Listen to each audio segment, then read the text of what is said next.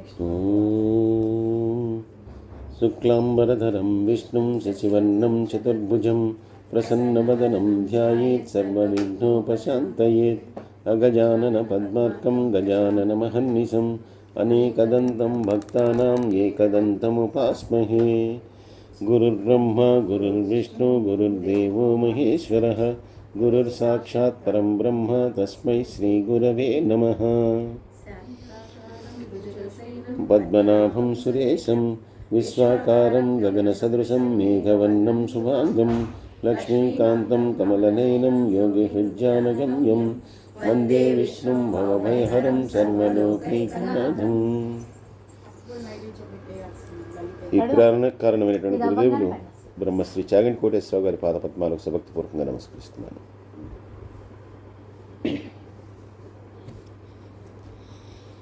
ఇలా మృకండ మహర్షికి ఆ పరమేశ్వరుని యొక్క అనుగ్రహంతో ఒక పిల్లవాడు జన్మించాడు.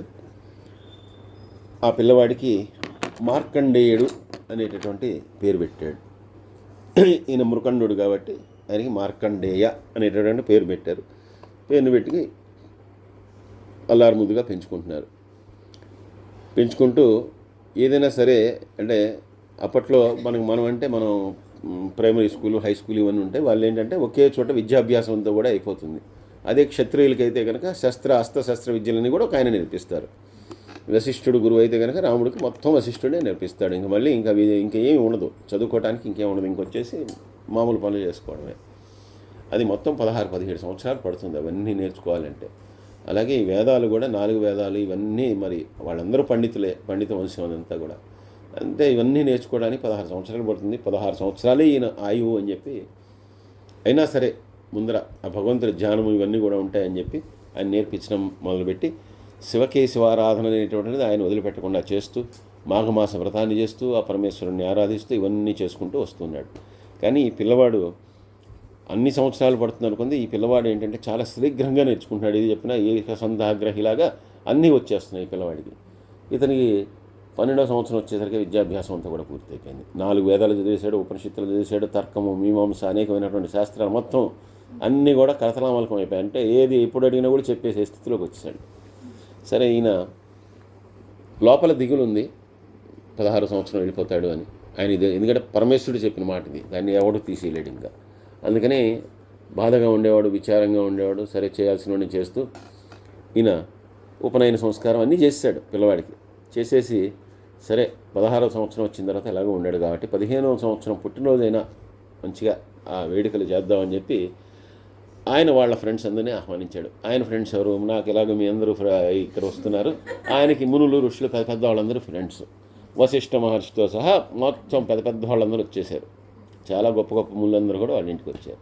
సరే, వచ్చిన తర్వాత వాళ్ళందరికీ చక్కగా పుట్టినరోజు వేడుకల్లో వాళ్ళకి అతిథి సత్కారాలను చేశారు, భోజనాలు పెట్టారు. పిల్లవాడందరికీ నమస్కరిస్తుంటే మిగిలినటువంటి వాళ్ళందరూ కూడా దీర్ఘాయుష్మాన్ భవ ఇలా దీవించడం మొదలుపెట్టారు. వశిష్ఠ మహర్షి దగ్గరికి వచ్చేసరికి ఆయన ఏం దీవించకుండా నమస్కారం చేయొద్దని చెప్పి పిల్లవాడిని ఆపేశారు. వెంటనే ఈయన అడిగాడు, ఏంటి స్వామి నమస్కారం చేయించుకోలేదంటే. ఆ పిల్లవాడిని నమస్కారం చేస్తే నేను ఆశీర్వదించాలి, పిల్లవాడిని ఆశీర్వదించేది అఖండ విద్యాప్రాప్తి వస్తు అనేది ఏమీ లేదు, ఎందుకంటే వాడికి అయిపోయిందంతా. దీర్ఘాయుష్మాన్ భవ ఆలోచించాలి, నాకు వాడికి తెలుసు కదా వాడిది. వెంటనే ఈయన మాట అనటం మిగిలినటువంటి వాళ్ళందరూ కూడా విన్నారు. అయ్యో, మేమందరం అలా మేము దీవించేశామే అంటే ఇప్పుడు మా వాక్కు తప్పుతుందా? ఇది ఎక్కడ గోల? ఎందుకంటే ఋషులు మునులు బ్రాహ్మలు వీళ్ళన్న మాట తప్పకూడదు. అలా అని పరమేశ్వరుడు మాట ఎలా తప్పుతుంది? పరమేశ్వరుడే చెప్పాడు 16 సంవత్సరాల వరకే వాడి ఆయుష్ని. ఆయన మాట తప్పుతుంది, దేవుని మాట తప్పుతుందా? ఇదేమిటి అని ఇప్పుడు అందరికీ ఇది వచ్చి వశిష్ఠ మహర్షిని ఏం చేయాలి, మేమందరం ఇలా దీవించాం, మా దీవెన తప్పైతే ఋషులకి బ్రాహ్మణులకి గౌరవమే లేదు, అయిపోయింది. దీంతో ఆశీర్వాదానికి ఫలితమే లేదు. బతికితే పరమేశ్వరుడు మాటకే ఫలితం లేదు అంటే వాళ్ళకంటే మనం గొప్ప అయిపోతాం. ఇప్పుడు ఏమిటి పరిస్థితి అంటే ఆయన ఉన్నట్ట, సరే అందరం మా తండ్రి గారి దగ్గరికి వెళ్దామని చెప్పి బ్రహ్మగారి దగ్గరికి తీసుకెళ్ళి, వశిష్ఠ మహర్షి తండ్రి గారు బ్రహ్మగారు ఆయన దగ్గరికి తీసుకెళ్ళట. ఆయన కూడా ఈ పిల్లవాడు వెళ్ళి నమస్కారంగా చేయగానే దీర్ఘాయుష్మాన్ భవ అని చెప్పి ఆయన కూడా అన్నాడు.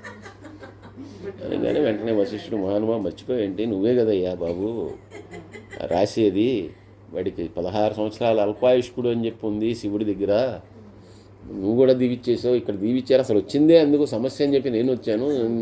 ఇప్పుడు దాన్ని ఇంకా మరింత జటిలం చేసావు. ఇప్పుడు బ్రహ్మగారికి శివుడికి పడుతుంది. బ్రహ్మగారు కూడా దీర్ఘాయుష్మాన్ బావన్నాడు, ఆయనేమో కాదన్నాడు. ఇప్పుడు ఏమిటి అన్నాడు. బ్రహ్మగారు వాడికి ఉందిలే అని చెప్పి మృకండుడితోటి ఈ పిల్లవాడు పూర్తిగా పరమేశ్వరుడి యొక్క సాన్నిధ్యంలో పరమేశ్వరుడి గురించి ఘోరమైనటువంటి తపస్సు చేయాలి, ఆయన్ని మెప్పించాలి. అప్పుడు ఏ పరమేశ్వరుడైతే ఈ జన్మ ఇచ్చాడో ఆ పరమేశ్వరుడే వాడికి దీర్ఘాయుష్నిస్తాడు. మా మాటలు వృధా కావు, నాది బ్రాహ్మణులది మాట ఏమి వృధా కాదు, వెళ్ళు అన్నాడు. అప్పుడు వచ్చిన తర్వాత ఈ పిల్లాడు అడిగాడు, అసలు ఏమిటి నాన్న, ఇదేంటి పుట్టినరోజు ఏమిటి, వీళ్ళందరూ దీవించడాలు ఏంటి, మళ్ళీ బ్రహ్మగారి దగ్గరికి వెళ్ళడం ఏంటి, ఇదంతా ఏమి జరిగింది ఇదంతా అన్నాడు. చెప్పాడు, బాబు ఇలా నువ్వు వరప్రసాదివి, ఆ పరమేశ్వరుని యొక్క అనుగ్రహంతో మాకు కలిగావు లేక అయితే నీ ఆయుష్ 16 సంవత్సరాలే అని చెప్పి ఆయన చెప్పాడు. 16 సంవత్సరం ముంచుకొచ్చేస్తోంది, 16 నిండా వెళ్ళిపోతుంది, అది మా బాధ అని. సరే, అయినా ఎక్కడైతే పరమేశ్వరుని అనుగ్రహం మీకు కలిగిందో, ఎక్కడైతే నేను పుట్టడానికి ఒక బీజం అనేటటువంటి కలిగిందో అదే ప్రాంతంలో శివుణ్ణి ఇచ్చేస్తానని చెప్పి ఆయన అక్కడి నుంచి కాశీక్షేత్రానికి వచ్చేసేట. వచ్చేసి ఏ శివలింగాన్ని అయితే ఆ తండ్రి గారు స్థాపించారో మృకండేశ్వరలింగం, అక్కడికి వచ్చి ఈయన శివుడి గురించి తపస్సు చేయడం మొదలుపెట్టాడు.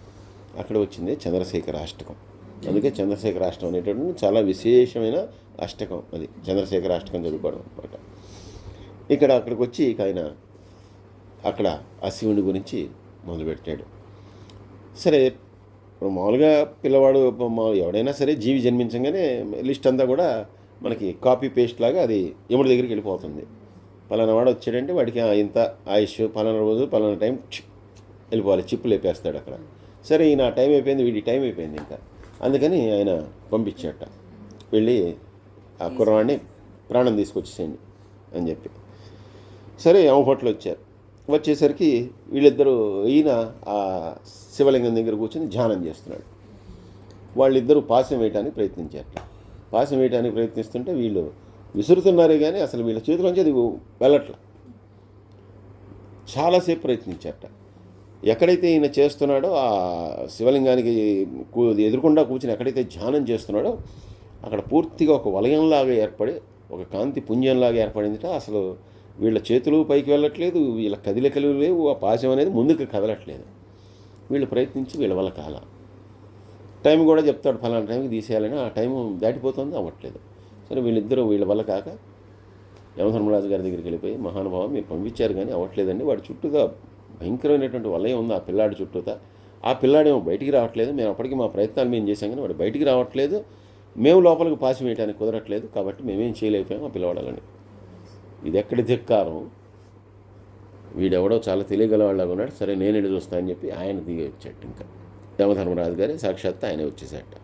వచ్చేసిన తర్వాత ఆయన వచ్చి ఆయన ప్రయత్నం చేస్తున్నాడు కానీ ఎక్కడ ఈ పిల్లవాడు బయటికి రావట్లేదు, చుట్టూతా తేజస్సు, అసలు వాడు బహిర్ముఖుడు కావట్లేదు. దాంతో ఇంకా వాడిని బహిర్ముఖుడిని చేసి ముందర, అంటే వాడు ఆ ధ్యానం నుంచి బయటకు వచ్చేసాడు. వచ్చేసి నీ ఆయువు అయిపోయింది, నువ్వు ఇప్పుడు ఎంత ప్రార్థించినా ఏం చేసినా కూడా నేను రక్షించేవాడు ఎవడు లేడు, సాక్షాత్ యమధర్మరాజు నేనే వచ్చేసాను, నేను ప్రాణాలు తీసుకెళ్ళిపోవడమే, నువ్వు ఇంకా ఇలాంటివన్నీ కూడా కట్టిపెట్టి నాతో వచ్చాయని చెప్పి ఇది చేసేట. ఆ పిల్లవాడు, నేను శివధ్యానంలో ఉన్నా, నేను ధ్యానం చేసుకుంటున్నాను, నువ్వు చేసేది నువ్వు చేసుకోను, నేను ఇలాగే ఉంటానని చెప్పి వాడు వెళ్ళాడు. ఈయన చాలా బెదిరించాడు, 4 మంచిగా చెప్పాడు, దండించాడు, నీకు ఏమీ చేసినా ఏం ఉపయోగం లేదురా, టైం అయిపోయిందంటే టైం అయిపోయిందని చెప్పాడు. ఈ పిల్లవాడు వింటలేదు. చివరికి ఇక లాభం లేదులే అని చెప్పి ఈయనకు కోపం వచ్చి ఈయనే పాశాన్ని వేయటానికి అని చెప్పి ఈయన పాశని తీస్తున్నాడు. వీడు పరిగెత్తుకుంటూ వెళ్ళిపోయి ఏ శివలింగం అయితే స్థాపించబడిందో దాని చుట్టూ తన చేతులు మోపేసి ఆ శివుణ్ణి ప్రార్థిస్తూ దాన్ని పట్టేసుకుని అక్కడే కూర్చున్నాడు. కూర్చోగానే ఈయనకి మరింత కోపం వచ్చింది. ఇప్పటిదాకా ఇక్కడ ఉన్నావు, ఇప్పుడు మళ్ళీ శివలింగం పట్టుకుని ఉంటే మాత్రం నేను వదిలేస్తాను అనుకుంటున్నావా, నేను ఎవరినైనా ఎట్టి పరిస్థితులైనా వదిలిపెట్టనని చెప్పి ఈయన పాశని తీసుకుని వేసేట. అది విసిలితే ఈ పిల్లవాడి మెడతో పాటుగా శివలింగానికి పడిపోయింది. ఎప్పుడైతే శివలింగానికి ఆ పాశం అనేటటువంటి చుట్టుకుందో వెంటనే శివలింగం విస్ఫోటనం అయిపోయిందిట. అంటే 2గా చీలిపోయి పరమేశ్వరుడు బయటకు వచ్చేసట. ఈయన దగ్గరుండి దూరంగా ఉండి పాశం వేస్తున్నాడు. ఆ పిల్లవాడు ఏమో దాన్ని పట్టుకున్నాడు.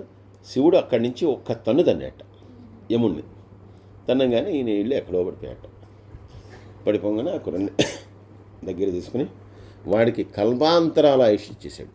అసలు 16 సంవత్సరాల ఉన్న ఆయుష్ మార్కండేయుడిది అందరికంటే ఎక్కువ ఆయుష్, బ్రహ్మగారి కంటే కూడా ఎక్కువ ఆయుష్ అయింది.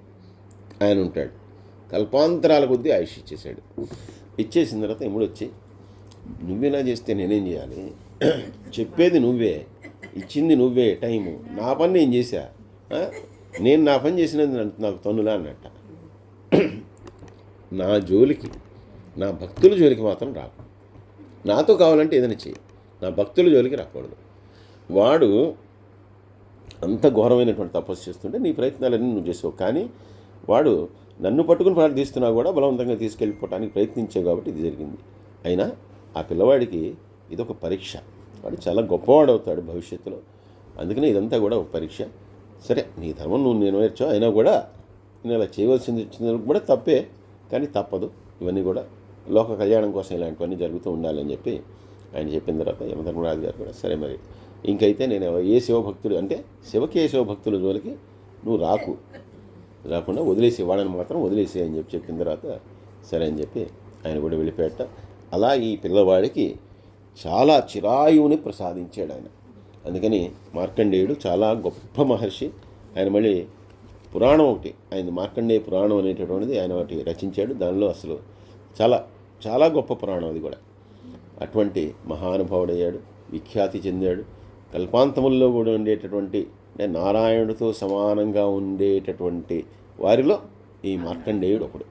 అటువంటి విశిష్టమైనటువంటి ఒక అధ్యాయంతో విశిష్టమైనటువంటి విషయంతో మనకి ఈ మాఘమాసంలోని చిట్ట చివరి అధ్యాయాన్ని మనకి సంపూర్ణం చేస్తున్నారు.